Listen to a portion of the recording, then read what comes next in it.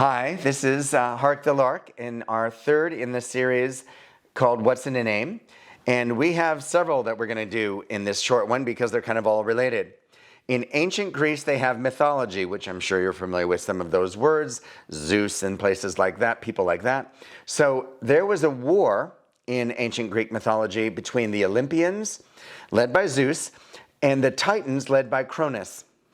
We get a couple of words just straight away from that. The Olympians give us the word Olympics, and the Titans give us the name of a big ship that sadly went down called the Titanic. But we are not going to focus on that right now. We're going to focus on the war. And in the war, the Olympians defeated the Titans. And one of the Titans, a man named Atlas, was burdened by holding up the heavens. That was his punishment for losing. Well, over time, that depiction changed a little bit in the artistic ideas of the different artists that drew that. And eventually you have Atlas holding up the earth on his shoulders.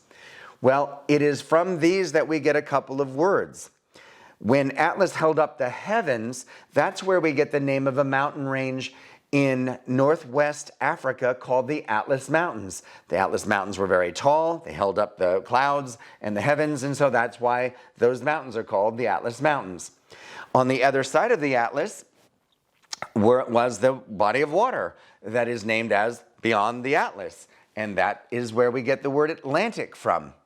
And then finally, the depiction of this man Atlas with a kind of a world on his shoulders.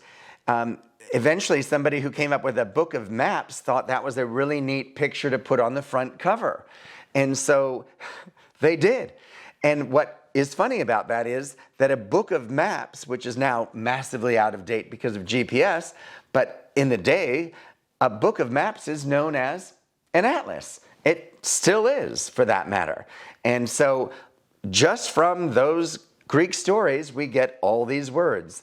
Thank you for joining us for this installment of What's in a Name, and I hope you'll join us next time.